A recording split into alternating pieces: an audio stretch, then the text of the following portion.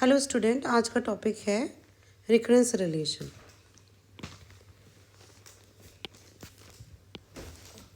देखिए, recurrence relation ये जो टॉपिक है जिसके लिए हमें पढ़ना है, हेडिंग डाल लीजिए रिकरेंस रिलेशन के लिए।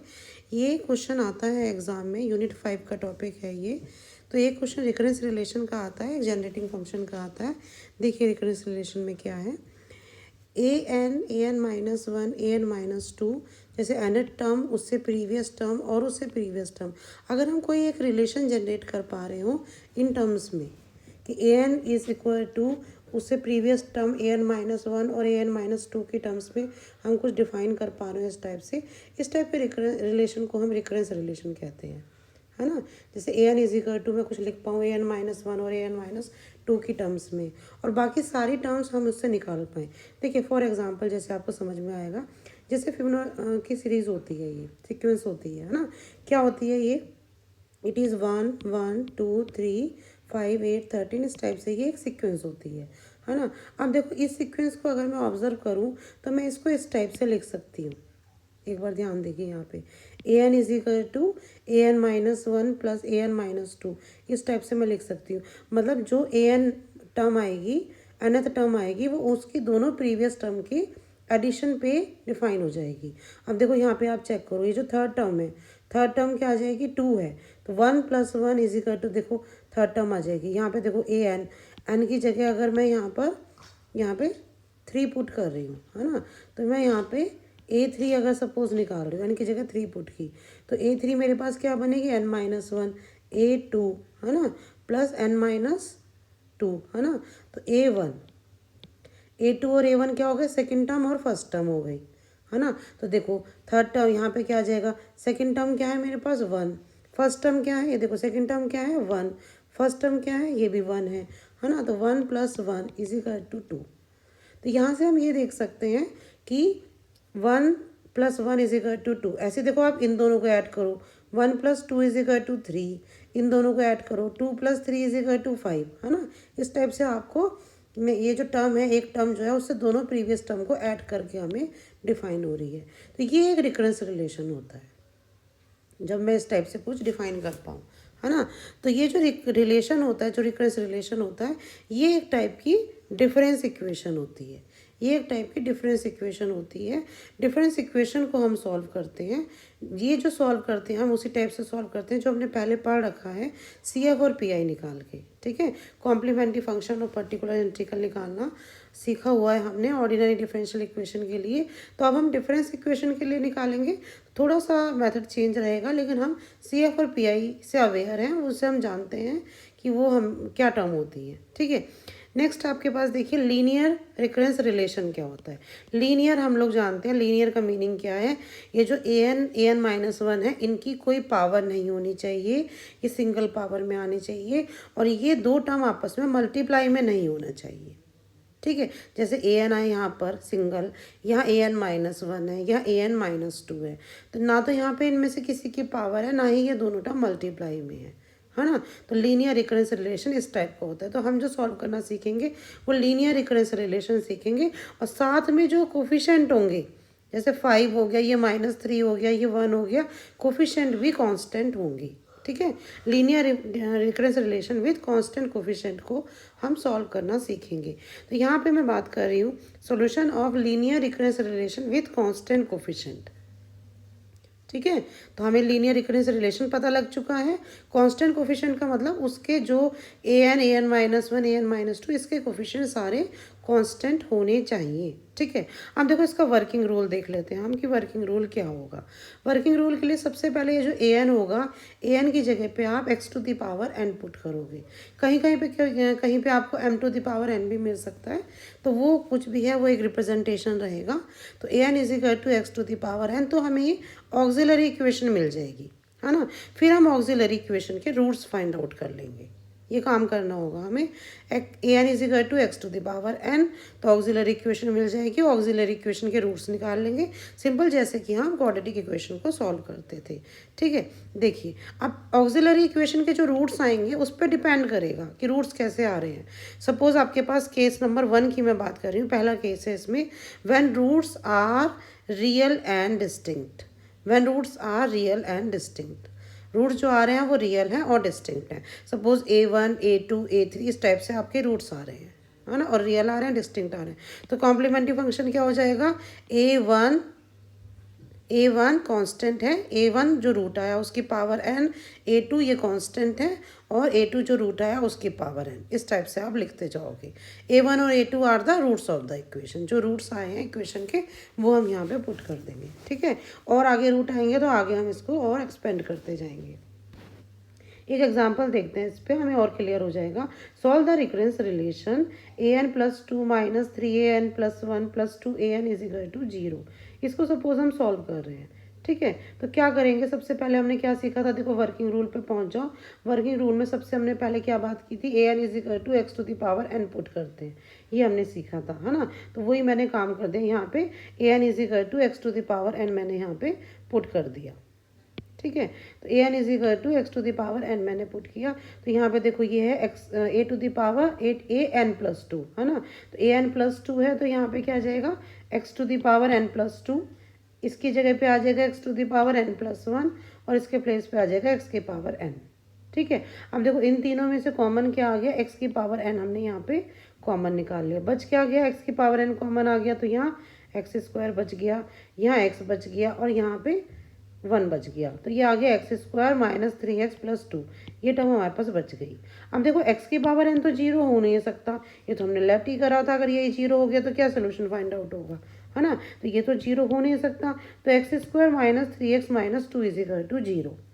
यहाँ से हम इसके फैक्टर करेंगे। -3 को मैंने -x -2x लिख लिया, -3x को ये हमने इस यहाँ पे ब्रेक करके लिख लिया और हमने यहाँ पे कोफिशिएंट ये कांस्टेंट ले लिया। यहाँ से x कॉमन आ गया, x-1 बच गया, यहाँ से -2 कॉमन आ गया, x-1 और x-2 इसके 2 फैक्टर हो गए। और जब सॉल्व किया तो x इज इक्वल टू 1,2। अब 1,2 कैसे फैक्ट हैं, कैसे रूट्स हैं, रियल है, ठीक है, डिस्टिंक्ट है ना। ये बात हमें समझ में आती है कि रियल भी हैं और डिस्टिंक्ट भी हैं। तो क्या सीखा था हमने, CF is equal to an ही मैं क्यों बोल दे रही हूँ, क्योंकि इस वाली इक्वेशन में देखो ये इक्वेशन क्या है आपके पास, इज इक्वल टू 0। तो यहाँ पे सिर्फ CF निकलेगा, PI तो निकलेगा नहीं। तो ये an आपके पास पूरा सोल्यूशन है, आपको यही मिल जाएगा। A1 कांस्टेंट है, 1 इसका रूट आया था 1⁴n प्लस A2, 2 इसका सेकेंड रूट है 2⁴n, ठीक है। This is the answer. ये आपके पास कंप्लीट हो गया, क्योंकि इस वाले क्वेश्चन में PI एग्जिस्ट ही नहीं करता, CF ही कंप्लीट आंसर देगा, ठीक है। नेक्स्ट केस 2 की बात करते हैं। केस 2 में हमारे पास क्या है, जिस समय रूट्स हमारे पास रियल तो हैं लेकिन अब रिपीट कर रहे हैं। 2 बार भी रिपीट कर सकते हैं, 3 बार भी रिपीट कर सकते हैं, ज़्यादा भी रिपीट कर सकते हैं। सपोज हमारे पास जो रूट है वो 2 बार रिपीट कर रहे हैं, उस केस में कॉम्प्लीमेंट्री फंक्शन क्या क्या हो जाएगा। वहाँ पे क्या लिखते थे, याद है ना, हम जैसे पहले पढ़ाया हमने, लिखते थे कैसे लिखते थे, C1 + C2x, है ना, इस टाइप से लिखते थे ना। सेम हम इसमें भी यहाँ पर वही लिखेंगे, A1 + A2x, A1 जो रूट्स आया है √n, है ना, A1 + A2x, उस टाइप से हमने लिख दिया। अब अगर रूट हमारे पास 3 बार रिपीट कर रहे हैं तो कैसे लिखेंगे, 3 बार रिपीट कर रहे हैं तो A1 + A2x + A3x² √n, है ना। इस टाइप से हमने इसको यहाँ पे भी कंप्लीट कर देंगे, A1 + A2x + A3x² √n, ठीक है। इसका एग्जाम्पल देखते हैं, देखो solve the recurrence relation an + 4an-1 + 4an-2 is equal to 0, है ना। इज इक्वल टू 0 है मतलब अगेन PI एग्जिस्ट नहीं करेगा, CF ही एग्जिस्ट करेगा। अभी मैं 0 ही लेके चल रही हूँ, क्यों, क्योंकि मैंने अभी PI एक्सप्लेन नहीं किया है, सिर्फ CF एक्सप्लेन कर रहे हैं। तो आगे हम जब PI की बात करेंगे तो एक नॉट इक्वल टू कोई वैल्यू लेके चलेंगे, हम 0 नहीं लेंगे उस समय, है ना। अब हमने क्या सीखा था, पहला स्टेप क्या था, an is equal to x⁴n put करते थे। तो यहाँ x⁴n आ जाएगा, यहाँ x⁴n-1 आ जाएगा, यहाँ x⁴n-2 आ जाएगा। अब यहाँ पे कॉमन क्या निकल रहा है, x⁴n-2, है ना। बच क्या गया, यहाँ x² बचा, यहाँ x बचा, यहाँ 1 बच गया। तो ये आ गया x² + 4x + 4, क्या है ये ये टर्म तो 0 हो नहीं पाएगी, दिस बिकम्स 0, ठीक है। तो x² + 4x + 4 is equal to 0, this is x + 2 whole square is equal to 0। यहाँ से आपने सॉल्व करके निकाला तो x की वैल्यू क्या आ गई, -2, -2। कैसे रूट्स हैं, रियल हैं और रिपीटेड है, ठीक है, रूट्स रियल है, 2 बार रिपीट कर रहे हैं, -2 कॉमा -2। तो अब यहाँ पे कॉम्प्लीमेंट्री फंक्शन क्या बन जाएगा, a1 प्लस a2x, 2 बार रिपीट वाला फॉर्मूला लगा दिया, a1 plus a2x -2 to the power n। ठीक है, कॉम्प्लीमेंट्री फंक्शन ही आपका कंप्लीट आंसर होगा, तो ये आंसर आ गया। तो ये रिपीट वाला केस लग गया। ठीक है, नेक्स्ट देखते हैं केस नंबर 3 कि सपोज रूट्स हमारे पास कॉम्प्लेक्स नंबर हैं, रूट्स जो हैं वो कॉम्प्लेक्स नंबर की फॉर्म में है ना। उस केस में देखते हैं, suppose roots alpha plus minus i beta की फॉर्म में आ रहे हैं, तो उस समय कॉम्प्लीमेंट्री फंक्शन के लिए फार्मूला होगा, फार्मूला नोट कर लीजिए, r⁴n a1 cos n theta plus a2 sin n theta. ठीक है, a1 cos n theta plus a2 sin n theta. Now what is r, what is theta. r क्या है, alpha square plus beta square. यहाँ से मुझे alpha पता लग जाएगा, यहाँ से मुझे बीटा पता लग जाएगा, तो alpha square plus beta square का अंडर रूट। थीटा क्या है, tan inverse beta upon alpha, tan inverse beta upon alpha. इन दोनों फॉर्मूलों को नोट कर लीजिए। ठीक है, अब देखते हैं इसके ऊपर एक एग्जांपल देखते हैं। सॉल्व द, इसको फॉर्मूले की हमें जरूरत पड़ेगी। ठीक है, solve the recurrence relation an plus 2an minus 1 plus 4an minus 2 is equal to 0।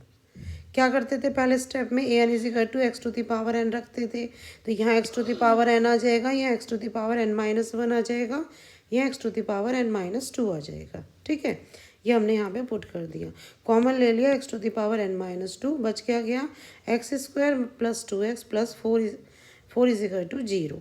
ये 0 नहीं हो सकता, तो x square plus 2x plus 4 is equal to 0। ठीक है, अब इसके फैक्टर तो हमें होते नज़र नहीं आ रहे, 4 के ऐसे फैक्टर करूँ कि 2 आए, है ना, तो ये तो पॉसिबिलिटी मुझे दिख नहीं रही, तो मैंने यहाँ पे श्रीधराचार्य वाला जो फॉर्मूला है वो अप्लाई किया, x is equal to minus b plus minus b square minus 4ac upon 2a, है ना, x is equal to minus b plus minus b square minus 4ac upon 2a। तो माइनस बी में -2 आ गया, plus minus b square 4 minus 4ac, it is 16 upon 2a, a की value 1। ठीक है, अब देखो -2 प्लस माइनस, ये -12 आ गया, -12 हो गया 2√3i अपॉन 2, ये 2 से 2 कैंसिल हो गया, तो ये बच गया -1 प्लस माइनस √3i। अल्फ़ा की वैल्यू जब कंपेयर करोगे, alpha plus minus i beta, तो कंपेयर करने पे अल्फ़ा की वैल्यू आ गई -1, बीटा की वैल्यू आ गई √3। ठीक है, अब आपके पास क्या फार्मूला था आर का, देखो आर ये रहा, आर की वैल्यू थी मेरे पास alpha square plus beta square, है ना, तो आर निकालो, अब आर हो गया alpha square plus beta square, तो alpha square plus beta square, alpha -1 का स्क्वायर इट इज़ 1, बीटा √3 का स्क्वायर इट इज़ 3, तो 3 + 1 4, 4 का अंडर रूट 2, ये आर की वैल्यू आ गई। थीटा के लिए फार्मूला था tan inverse beta upon alpha, tan inverse √3 upon -1, it is -√3, है ना, -√3 कहाँ पे आएगा, सेकंड क्वाड्रेंट में, सेकंड क्वाड्रेंट में क्या आएगा, पाई माइनस पाई/3, है ना, √3 की वैल्यू कितनी होती है 60 पे पाई/3, 60 डिग्री होती है ना, तो पाई/3, तो पाई माइनस पाई/3 इट इज़ 2 पाई/3, है ना। तो क्या फॉर्मूला था हमारे पास, CF हमारे पास आ जाएगा an is equal to 2 to the power n, क्या था यहाँ पे r की पावर n, r मेरे पास 2 आया है, a1 cos थीटा, है ना, क्या थी वैल्यू, चेक करते हैं फॉर्मूले में क्या था फॉर्मूले में n थीटा, है ना, और साइन n थीटा, है ना, तो यहाँ पर n और आएगा, ये तो थीटा हो गया मेरे पास, n छूट गया, है ना, n theta plus a2 sine n theta, ये थीटा की वैल्यू रख दी, थीटा 2 पाई/3 आया था, n और आएगा, है ना, n theta a2 sine n theta, ये CF आ गया, CF ही आंसर होगा क्योंकि PI नहीं है, राइट हैंड साइड में 0 है। तो ये केस नंबर 3 हो गया। अब सपोज फोर्थ केस बन जाए आपके पास, फोर्थ केस क्या बन जाए, फोर्थ केस ये बन जाएगा कि जो रूट्स आ रहे हैं, कॉम्प्लेक्स रूट जो आ रहे हैं वो रिपीट कर जाएं, 2 बार रिपीट कर जाएं, है ना, तो 2 बार रिपीट कर जाएं, तो आप क्या जानते हैं, यहाँ पे a1 की जगह पे मैं उसको रिपीट वाला केस लगा दूंगी, क्या लिख दूंगी, a1 प्लस a2x, अगर 2 बार रिपीट कर जाएं, है ना, a1 प्लस a2x, इस टाइप से लिख देंगे, कैपिटल X चल रहा था ना यहाँ पे, तो इसको कैपिटल X लिख लीजिए, है ना, a1 प्लस a2x, यहाँ क्या आ जाएगा फिर इसकी जगह पे a3 प्लस a4x, अगर रिपीट की बात हो रही है 2 बार रिपीट कर रहे हैं। तो अब बाकी सब चीज़ें एज इट इज़ रहेंगी। ये आर की पावर एन, ये कॉज एन थीटा, ये साइन एन थीटा, यहाँ पे रिपीट का ये वाला इफेक्ट आ जाएगा जो आपने अभी सीखा था, है ना। तो कॉम्प्लेक्स नंबर अगर रिपीट के सेंस में आते हैं तो आप इसको यहाँ पे रिपीट के लिए कंप्लीट कर सकते हैं। ये आपके पास बेटा कंप्लीट कॉम्प्लीमेंट्री फंक्शन के लिए है। रूट्स आपके पास रियल और डिस्टिंक्ट आ रहे हैं, पहला केस। रियल और रिपीटेड आ रहे हैं, सेकंड केस। थर्ड में कॉम्प्लेक्स रूट्स आ रहे हैं, और उसके बाद अगर कॉम्प्लेक्स रूट्स आपके पास रिपीट कर रहे हैं। ठीक है, ये कंप्लीट कॉम्प्लीमेंट्री फंक्शन के लिए है। इसको पढ़िए, रिवाइज कीजिए और इसके लिए और क्वेश्चन कंप्लीट कीजिए। नेक्स्ट हम वीडियो में पढ़ेंगे पर्टिकुलर इंटीग्रल इसके लिए। ठीक है।